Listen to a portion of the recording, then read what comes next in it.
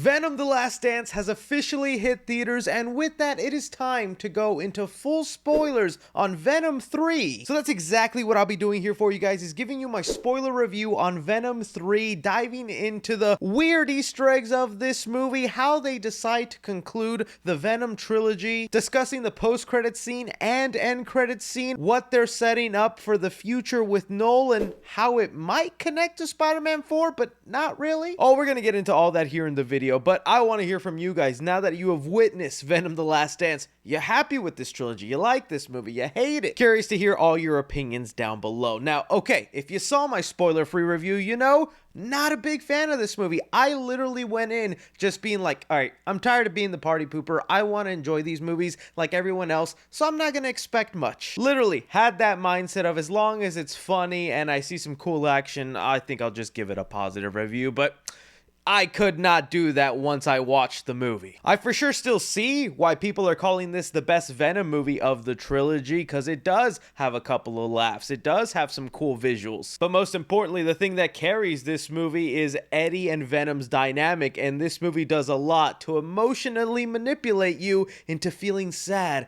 that this is their last ride. And I'm glad I'm not alone this time. I saw a lot of people actually agreeing with me and being like, nah, Chris, I see it too. But there's still a lot of people walking out having a blast with this and saying, look, I just kind of enjoy these as a guilty pleasure, and I respect your opinion for that. There's tons of trashy movies I enjoy that have no defense, so I get it, man. But okay, now diving into full spoilers, let's begin with the opening of the movie, and that is with us getting the backstory of Knull. Now, the Knull stuff, I really am curious if he was meant to be the villain the entire time, or he was something they added in last minute, because there is a lot with this movie. I don't know what was in the original script and what was changed. But we do get the comic book basic origin of Knull being there before the universe. Then light came in, a war started, his symbiotes betrayed him and locked him away in a prison. Yeah, that's pretty much the standard origin for Knull in the comics, so they copied it perfectly. And once that gets set up, we get to the real start of Venom 3, where it takes us to the end credit scene from Spider-Man No Way Home,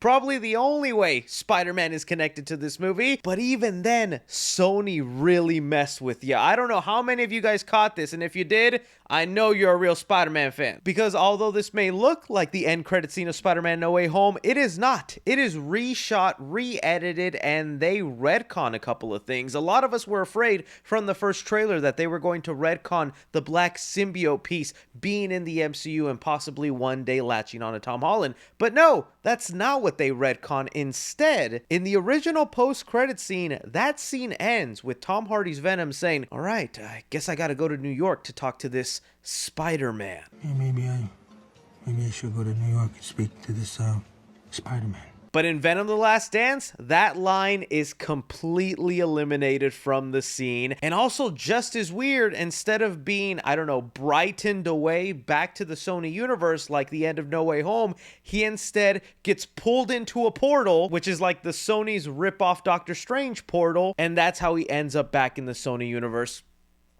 What the heck were the point of those kind of changes? That has always been the funniest thing with these Spider-Man spin-off movies, because you know they start with, all right, how can we connect Spider-Man in it? How can we shove him in? And then for some reason, as the movie goes on and they realize, this film is actually crap, we cannot connect it to Spider-Man, and then they remove all those references. We have seen it time and time again, from Morbius to concept art with Madam Web, and now even with the end credit scene from No Way Home, literally removing the word Spider-Man from it. This was a bad sign. And I'm going to be a big conspiracy theorist during this spoiler review, because I feel like that line was still meant to be part of Venom: The Last Dance and was actually going to be the thing to drive Eddie forward to go to New York. But since they removed that and had to switch the reason he goes to New York, it is done so awkwardly in the movie. He, as soon as he comes into the Sony universe, immediately becomes the frantic character that he's been in all three movies, just moving all... Like, pausing for a sec, do y'all actually like that? Like, people who enjoy these Venom movies, you like Tom Hardy moving like a crackhead every second just to make a drink or a pancake? Just... That's entertaining for 3 movies? I'm just saying, when the symbiote latches on to Tom Holland, I do not want him acting the way Tom Hardy does, at least physically. But he's still in Mexico. He's just now in Mexico in the Sony universe in a Mexico bar that happens to be playing the English channel with a news station from the United States. Makes sense to me. And well, it just lets us know that Eddie right now is wanted for murder for the death of Mulligan, the detective. Eddie's freaking out, not knowing what to do. Notices a figure for the Statue of Liberty and goes, "Oh, I know a judge. I have dirt on him. Let's go to New York. I'll blackmail him and that'll get us free." You can't tell me that was the original reason. That feels so sloppily put together. And that's where I had a lot of you guys point out something I completely forgot about. Venom: The Last Dance was unfortunately one of those movies that was a victim of the Hollywood strike. Stop filming and then resume it later on. So that honestly explains a lot about the weird stuff that goes down in this movie. But anyways, that's the whole motive that they have. They're headed to New York so they can blackmail a judge into clearing their name. But before they go, they gotta have a little pit stop. And that's where Venom runs into the cartel members. And you know what? I'll say that scene, I liked it. Venom saving a couple of puppies. No one wants to see some doggies fight. I even had some chuckles along with it when Venom comes out going, "Hola, bitches." Even the fight choreography, getting them all done. Like, I was like, okay, this is the mindless fun I wanted. Even though things are weird, I'm enjoying this right now. But then even that was short-lived. Little did we know that would be one of the very few times we would get Venom as actually Venom in the movie, because they create a reason for him not to go full Venom throughout most of the movie. They explain that when a symbiote and a host bond, when one of them is about to die, it creates this perfect symbiosis that lets them then contain the key, this codex, which could set Knull free if he gets his hands on it. And since the symbiote did save Venom from dying in the first Venom movie, which they even flash back to, he has the codex in him, and these creatures that Knull has sent out, which I believe are called Xenofangs, but they can lock on Venom anytime he's in his full outfit. And they show us how quickly these things can move, because Eddie was just in Mexico, but then he got onto a plane, even makes a joke about Tom Cruise going, "How does he do this holding onto the side of a plane?" And as soon as Venom appears, this thing goes from jumping from Mexico all the way into the air, where this plane has already crossed over into US territory, and within like 2 seconds, this thing is now on the plane hunting Eddie. Like, these things are fast. And the movie actually does a great job of showing you the threat of these creatures, and they constantly let us know we are in peril. If Knull gets this codex that would set him free, it would be the end of all universes. Like, they established pretty well, you do not want to mess this up. That's gonna be important later. But in this plane sequence, Venom realizes what's going on, so he leaves Eddie, while this creature is then shredded through one of the engines of the plane. And I actually got a little excited, because I'm like, oh my god, we're about to see Eddie try and save a falling plane, because they just blew out one of the engines. This plane now is going to crash. I'm curious how he's going to do that. Is he going to create like a big parachute for the plane? Is he going to use his big Venom arms? Is he going to grow Venom wings? But no, that plane is just headed to crash. Those people are going to die, and we never hear from them again. That's kind of crazy. Those are the kind of things where I was like, I'm trying to have fun with your movie, but you just literally killed a plane full of people and we're gonna ignore it. All right. And I know you're probably thinking, Chris, why would Eddie even care about killing people? He's a villain after all. No, just moments after that, when he's in this river and Chiwetel Ejiofor's group of soldiers, he does accidentally end up killing one of the soldiers in the fight of trying to be set free, and he feels pretty bad about it. He's like, I killed that person. I feel bad. And I really thought maybe there was going to be more to that guilt or that sadness to him, but it's never addressed again. He's just like, I feel bad. I killed that person.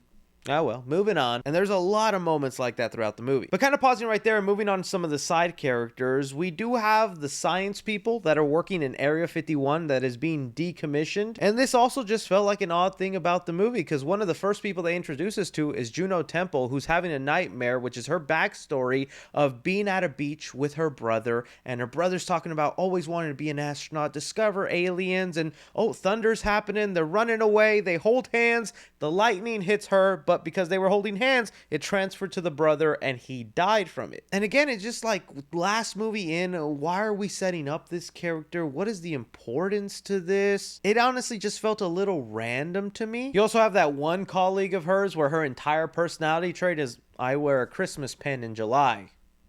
That's all you need to know about me. She was also given that terrible line after hearing the bad news about Knull coming and the world ending. She goes to another room with a different colleague of hers, turns to her and goes, have you talked to your family lately?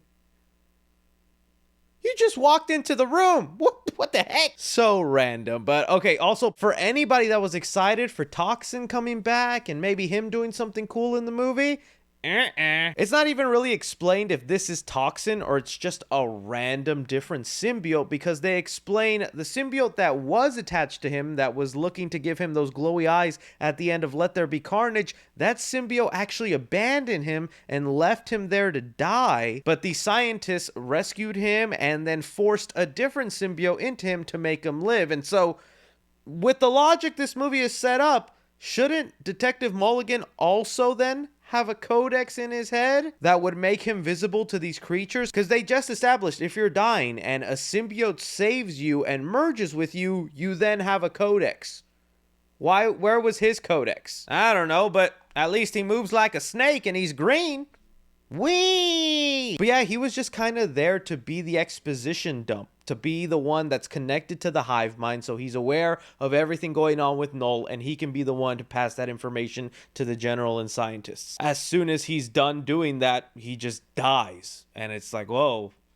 Well, I'm glad we brought him back. Yay, Toxin. But the real supporting cast members, I know you all are waiting for me to talk about, because I owe you an apology, and I am retiring from the scooping game. Although I wasn't the first to report it, but I did confidently make a video and say, I think this is real, guys, so you should believe me. And I was wrong. That Venom 3 would feature a kid Peter Parker that Venom was tasked to kill, but because he's a kid, he would instead mentor him, take him under his wing, and that would be the adventure of the movie. Now, honestly, I still believe that was the original plan. That was going to be the case. And that's exactly the reason they got rid of the line at the beginning of the movie of let me go to New York to talk to Spider-Man. Mainly because it was said that the symbiote would tell Venom that, like, you know, Spider-Man's supposed to kill you in every universe. So you want to get rid of this kid. So yeah, I definitely could be coping hard. But if I'm being honest with you, I always said I never wanted that to be the actual story of Venom 3. I don't like this movie now. If they did that kid Spider-Man story, I would have hated this movie. And I'm not willing to say I hated Venom: The Last Dance. But even though it sounds like I'm coping and whatnot, this isn't the first time. Spider-Man was literally part of the movie in the beginning and then was taken away last minute. But just looking at the family, the way they were set up,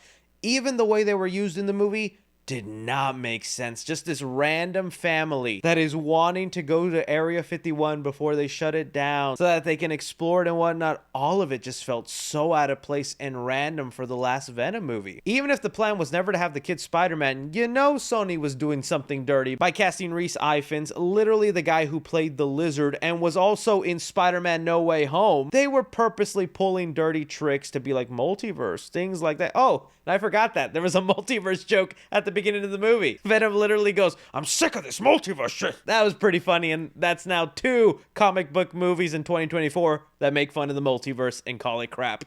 And I think maybe they're right. But yeah, they just felt strangely forced into the movie, and I just was not buying it. It did create like a couple of heartwarming scenes. Like I did like the part where they're singing and, you know, Eddie's looking off to the window, reflecting on his life and thinking, oh, this could have been us. And even the symbiote says, I think a life like this would have been better. And even tells Eddie, you would have made a great dad. So I guess it did set up some heartwarming stuff, but overall the family, I just felt like you could have taken them out of the movie. They really didn't need to be there. But okay, here's where I want to talk about now the Vegas portion of the movie, which I strongly criticize because the Vegas part of this film has no reason for being there. Out of all the things, the Vegas part really has no reason. And yeah, when watching the movie, it's like the film literally stops just to have a little fun in Vegas, because like Eddie's like, all right, we got to go to New York. We got $20. What do we do? And their bright idea is to gamble it away, which obviously fails. We did get the Mrs. Chang cameo, which I didn't mind that. Yeah, bring her in there. She was a fun part of the trilogy. I'm not hating on that. It was actually a great way to bring her in. But then what ruined that interaction is at this point, Eddie has not become Venom for quite a while in the movie, and I feel like the filmmakers know that. So what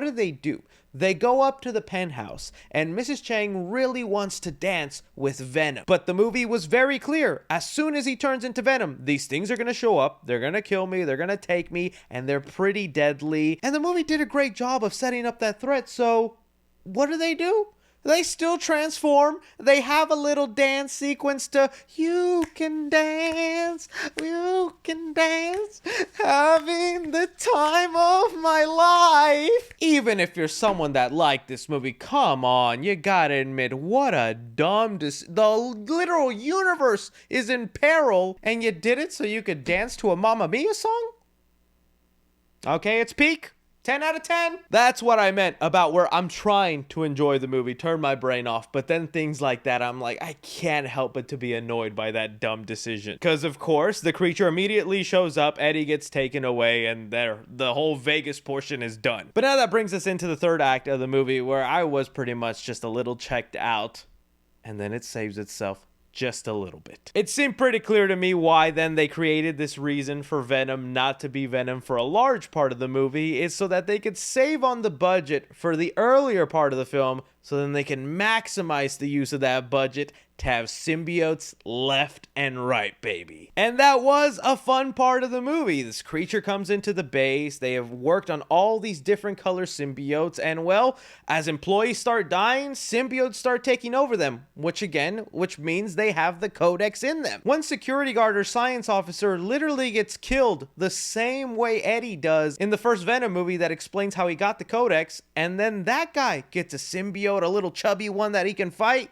He should then have the codex, but no, they don't say that. And it's just colorful cartoon fun. You get different color symbiotes of all shapes and sizes. You had that pudgy one, you had a lava one, you had the girl who was wearing the Christmas pin becomes a green one with like some blades. I wish they could have had more of a personality, but they don't. It just happens at random, and I wouldn't even be able to tell you which are the exact ones from the Life Foundation, but you know they're supposed to be inspired from that. And again, this final sequence is interesting because these creatures are really threatening. They regenerate whenever they swallow a symbiote or a person. They just spew blood from the back of them. It was really cool. And they try like 3 different ways to kill it, and it still keeps coming back. I'm like, okay, I'm having fun with this. And really, there's like 2 big things that happen at the end of this. For one, it does give us the heartwarming goodbye to the symbiote attached to Eddie. They explain the only way to get rid of this codex is for one of them to die. And the symbiote finally makes the decision, I have to say goodbye to Eddie. It's been fun. I really wanted to see the Statue of Liberty, but I gotta go. And yeah, I could see if you were like really attached to this Venom character, which I am just not,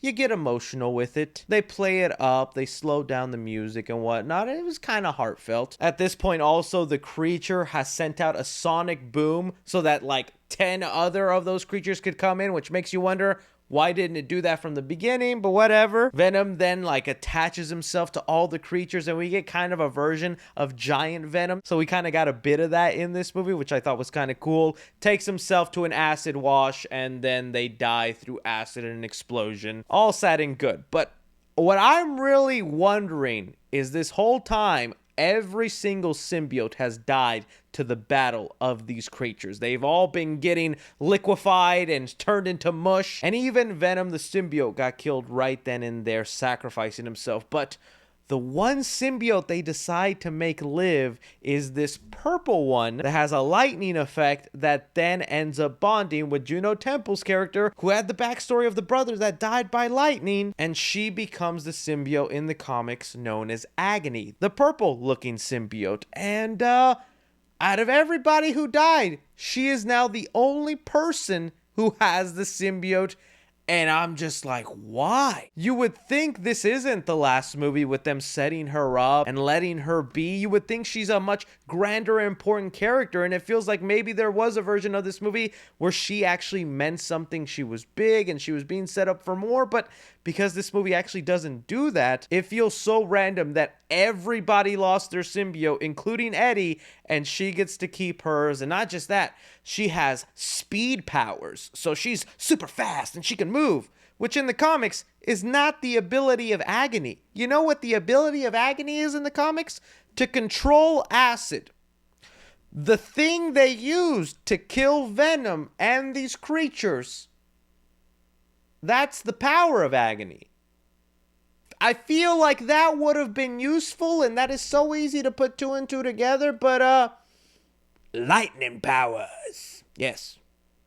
Sony, you have done it again. You have done it again, Sony. And that really is the last that we see her. She's just like looking at her hands sparkling, going, whoa, I'm a hero. Well, I don't even know if we'll ever see you again, lady. Part of me would not be surprised if back when like the first Venom movie came out and everybody was going crazy for all the wrong reasons with Lady Venom, you know why people are going crazy for that. Sony must have saw some of that hype and go, what if we did a female Venom movie? We could set that up in Venom 3. Yep.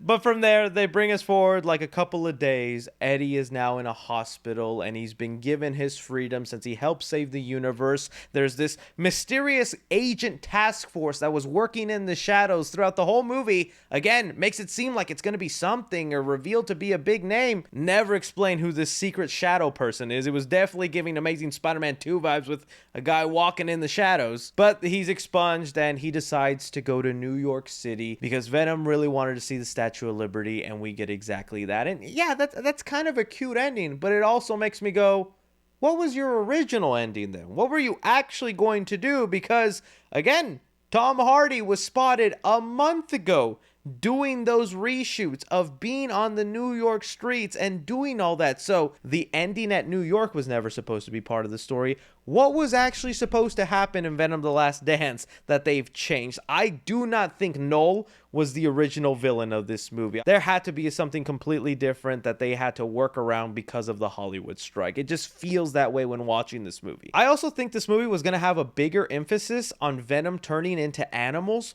because looking at the marketing and the end credits of Venom, there is a lot of venomed out animals. So in the movie, we only got turned into a fish, a frog, and a horse. But in the marketing, there have been hawks. In the credits, there are penguins, there are vultures, there are all this other stuff. I feel like that was supposed to be the gimmick of this movie, is that Venom was mainly going to be changing to animal, but they just didn't end up doing that. But that's the end of the movie. So let's go into the first post-credit scene of the movie, which is a zoom in on Knull, who did not get up or do much in the movie, and instead just says, "His time will come. They will know the King in Black, and you will watch." And they finally reveal his face. It is Andy Serkis who is doing the voice, but there is no mocap work involved. They're not basing the face off Andy Serkis. That's just a generic looking gray man face, if I'm being honest. I'll talk about the last end credit scene here in a second, but looking at that one, which is the only one we need, it honestly leaves the door wide open, because the movie made it very clear this is the last Venom movie. Like literally in the last 10 seconds,